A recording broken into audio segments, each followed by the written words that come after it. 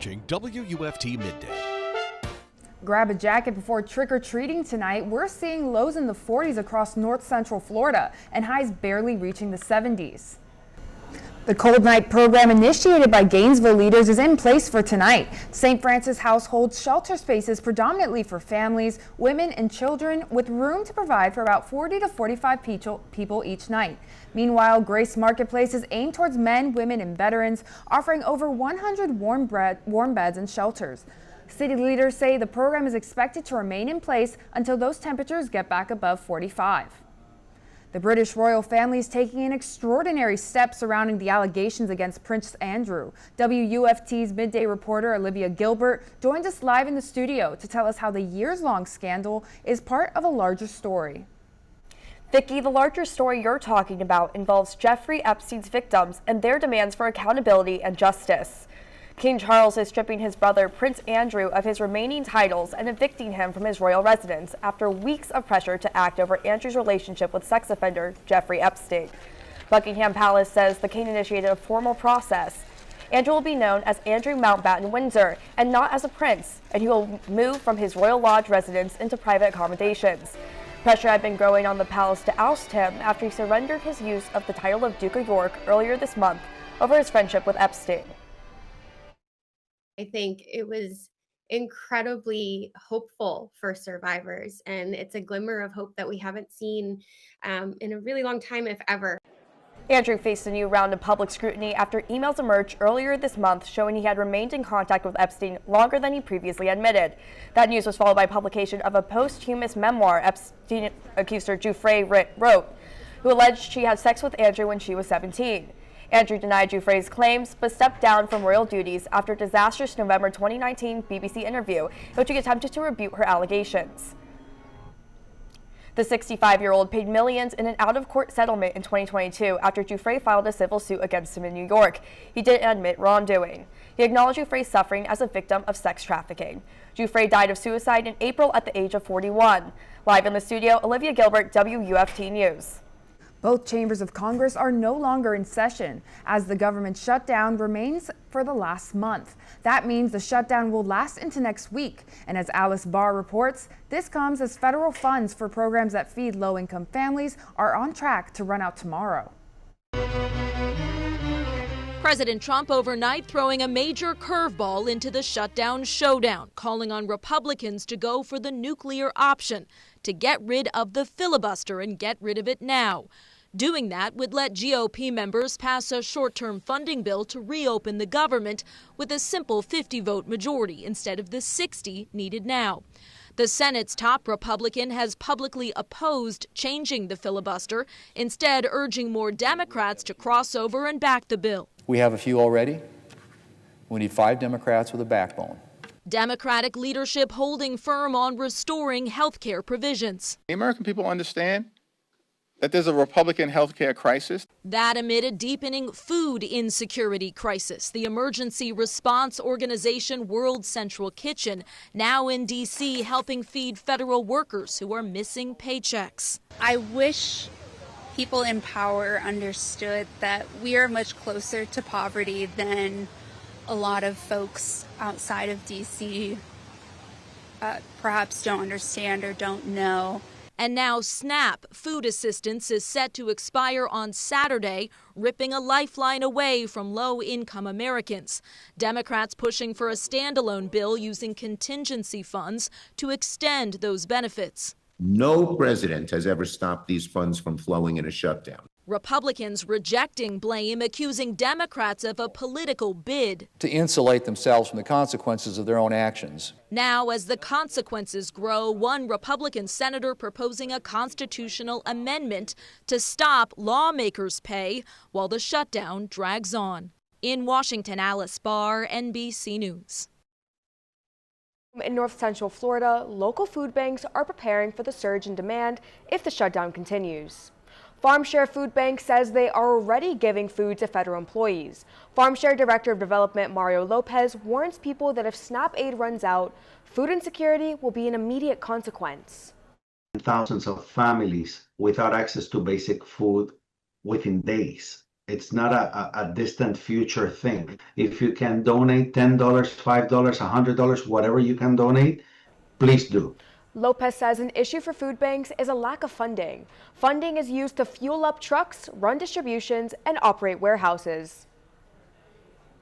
For those seeking help, head to WFT.org to see where you can receive food and other assistance from nonprofits. Deputies are urging neighbors in Marion County to lock and hide their belongings. Early Wednesday morning, 2 people broke into over 20 cars. Investigators are looking for a pair of suspects they say broke into nearly 24 cars. They say electronics, purses, wallets, and guns were stolen from the cars at an intersection near the Ocala Country Club. The Marion County Sheriff's Office say there could be more victims to this string of break-ins. If anyone has any footage or information, call MCSO. A Bradford County deputy was arrested for fraud after investigators say he stole money from a jail bank account. After receiving reports of the theft Wednesday evening, detectives say Deputy Francis Hyland admitted to stealing $550. He was immediately fired from the sheriff's office and taken to the Bradford County Jail. He faces 2 felony charges of fraud and 1 misdemeanor charge of petty theft. The Florida Department of Transportation has spent the last few months working to remove pavement artwork. And while the focus of the removal from the governor stemmed around rainbows, the symbol of LGBTQ community, some artwork that falls under the order remain. One such example is dedicated to the veterans who lost their lives. WUFT's Allison Bonnemaison reports Gainesville's Memorial Mile has so far been safe from the order and went to find out why.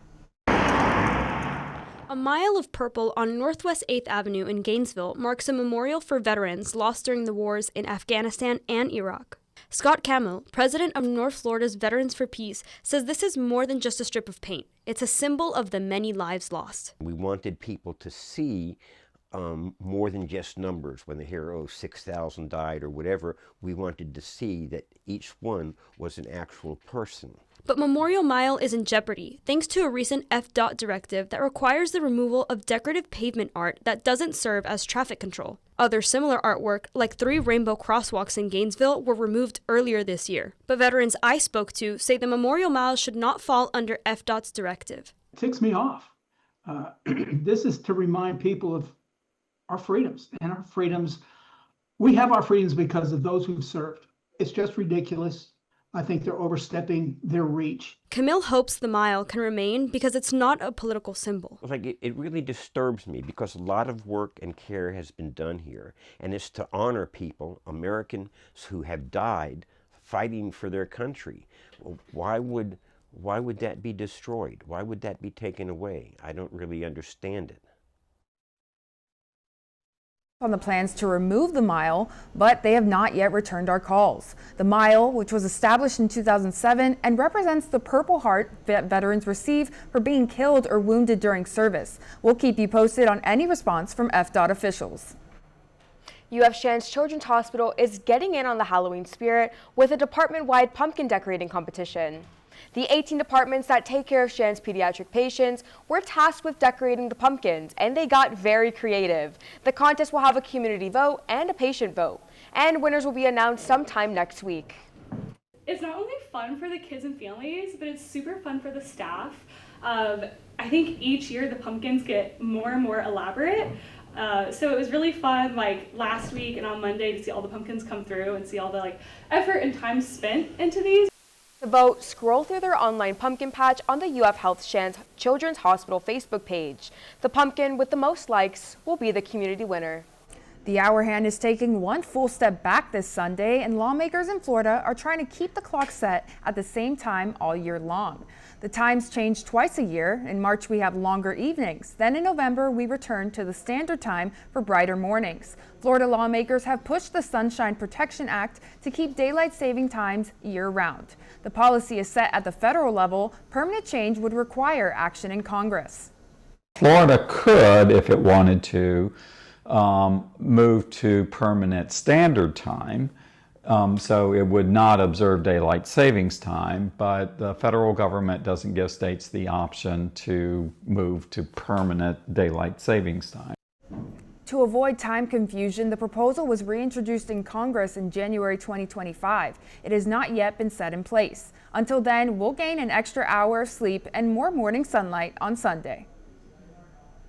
Daylight saving times is just one of the stories our Noticias team is working on for our Spanish-speaking audience. Find out how Alachua County is getting ready just in time. Also, more on how the SNAP funding pause is affecting local food banks in the area. Join them right here at noon every Sunday for more stories like this.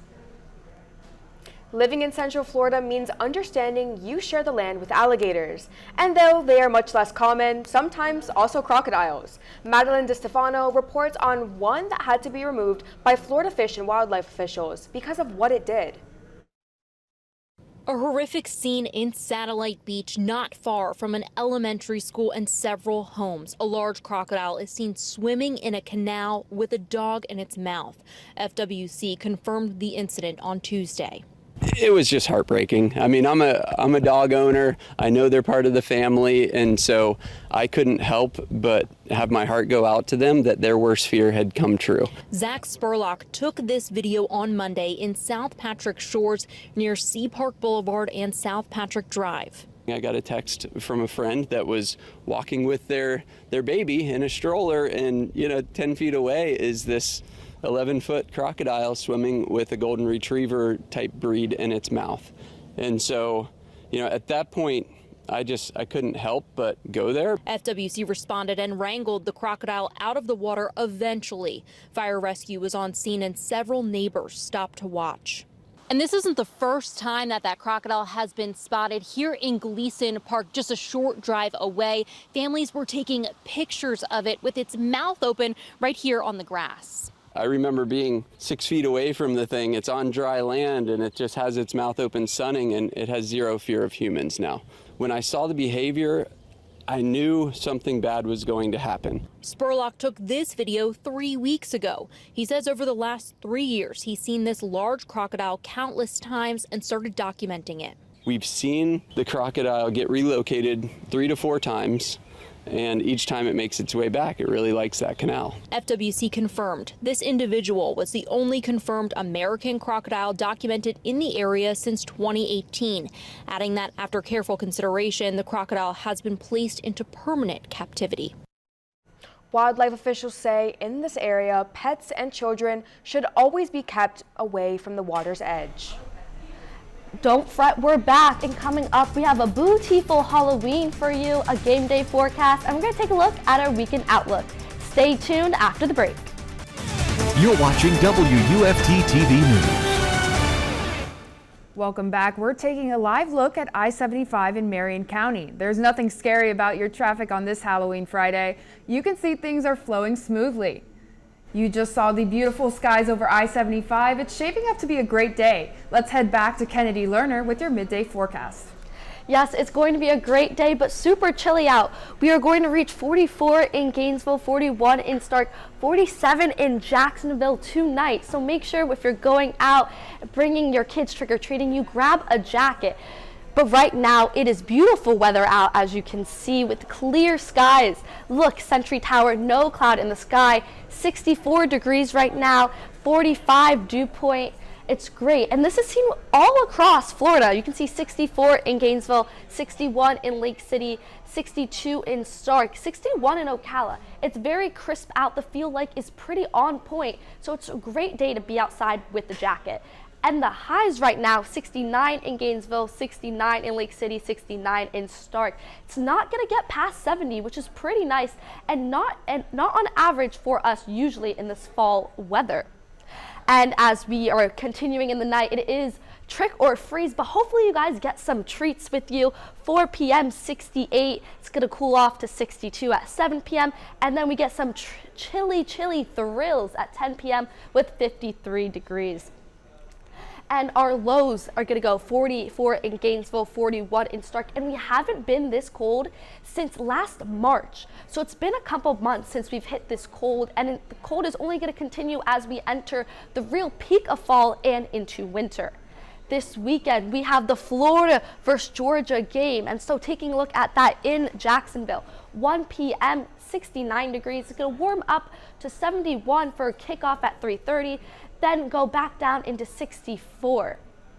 degrees. We can see our cast 44 in Gainesville Saturday morning, gonna warm up to 57, 67 during the afternoon. Then as we get into game time at 3:30 kickoff, 62 in Gainesville, 71 in Jacksonville. Great for some tailgating weather. As night continues around halftime, 69 in Jacksonville, 72 in Gainesville. And as you make your way back home, you can see it's going to be a nice low into the 56, 58. Very nice weather. Early next week, we might get some rain chances as we have this front coming through. This rain over Sunday afternoon, lunchtime up in the Swanee Valley. As it continues, we can also see more rain as the Sunday goes on at the nighttime, and we will see some isolated showers starting to intensify during the sleeping hours. After the break, we can take a look at your 7-day forecast. Parents, when your child goes out trick-or-treating tonight, their candy haul might look a little different this year. You may have noticed the price of those variety packs has gone up, and overall, a study found candy is nearly 11% more expensive than last year. Expect trick-or-treating bags to be filled with more tangy gummy candies, which have become popular with younger customers. And of course, there are all the chocolate favorites. But because of high cocoa prices, some chocolate makers are reducing the amount of product in a package or even the cocoa content. While Halloween is a fun and frightful day, it can also be dangerous for your little ghost or goblin. Mandy Gaither breaks down the 5 dangers to avoid to keep trick-or-treaters safe tonight. It's a day filled with carved pumpkins, costumes, and candy. But before you head out this Halloween, make sure your trick-or-treaters stay safe. It can be dangerous for lots of different reasons. Dr. Manisha Agarwal with Children's Healthcare of Atlanta says there are 5 Halloween hazards to keep in mind today. First, costumes can cause a child to trip, so she says to make sure it fits properly, and if there's a mask, make sure the child can see through it. Second, nighttime visibility is a hazard, so make sure the trick-or-treater can be easily seen at night, even if their costume is dark. Think about adding reflective stickers and other designs that might make it easier for your child to be spotted by people who might be driving by. Third, being a pedestrian at night can also be dangerous. Agarwal says to stick to sidewalks, go over how to safely cross a road, and if there's a car, make eye contact with the driver before crossing. It's also really important to remind our older kids and teens to stay off their phones. Yes, distracted driving is a thing, but so is being a distracted pedestrian. Fourth, some candies can be a choking risk to young children, especially if they're running around. So Agarwal says to keep treats like hard candies away from little ones. And finally, watch out for cannabis, which can look like candy. It's really important to carefully check the labels of your child's candy or any other goodies they bring home. For Health Minute, I'm Mandy Gaither. Coming up next in sports, the Gators are heading to Jacksonville to face a familiar foe for the first time without Billy Napier. How they plan to tackle their years-long losing streak against the Georgia Bulldogs.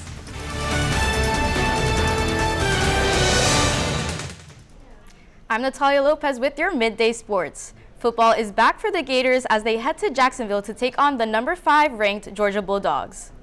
It's the first game in the driver's seat for interim head coach Billy Gonzalez. The Gators are currently 3-4 and both teams are coming off bye weeks. We know 2 notable players, Florida wide receivers Aiden Mizell and Vernell Brown, won't be suiting up for the game. Kickoff is tomorrow at 3:30. Moving to Gator soccer, they will travel to Pensacola to face Kentucky in the first round of the SEC tournament. It's the first time in 4 years the team has made it to the postseason. The Gators previously played the Wildcats, which ended in a tie 1-1. This team has less experience in postseason, but Coach Bohan looks forward to seeing her team step up. I forgot what postseason is like. I mean, it was a regular thing in my previous program. I think it makes it really fun and exciting. I have one player on our team that's experienced postseason. She was a transfer from South Carolina. Kickoff is set at 3 p.m. on Sunday. Florida football is not the only team to go against Georgia this weekend, as Gators Swim and Dive are preparing for their 2-day dual meet. After Thursday's competition, Florida held an early lead over the Bulldogs in both women's and men's diving. The Gators dominated 9 of the 10 events, with scores from last night being 99-25 for women's and 93-36 for men's. Right now, both teams are currently in the O-Dome finishing up. We'll have a full wrap of today's meet, plus a live report from Jacksonville with a preview of the Florida-Georgia matchup. And that's your Midday Sports. I'm Natalia Lopez. We're just getting started with news to share with you today. We have much more local stories for you this evening on First at 5. Let's check back in with our midday reporter to hear some of those headlines. Coming up on First at 5, we share a story with you about SNAP benefits. We have a team of reporters working on a story about how changes to SNAP benefits are affecting families' mental health. Plus, Florida-Georgia weekend kicks off. We're live from the tailgate in Jacksonville with how fans are gearing up. And from family fun to Fright Nights, a look at the spooky events lighting up the area tonight. We have all that and much more for you tonight on First at 5. But before we go, let's get a final check on the weather. A last look at our 7-day forecast. Tonight, 69, dropping down to the 44. As we continue through the week, don't forget we fall back Sunday at 2 a.m. 74 degrees, dropping down into the 50s. It's going to warm up towards the end of the week, getting up into the upper 70s, but nighttime is going to be a little chilly with the mid-50s. Thanks for joining us on WFT Midday. We're back here tomorrow for another edition. We'll see you later today for First at 5 on Channel 5. Have a great afternoon.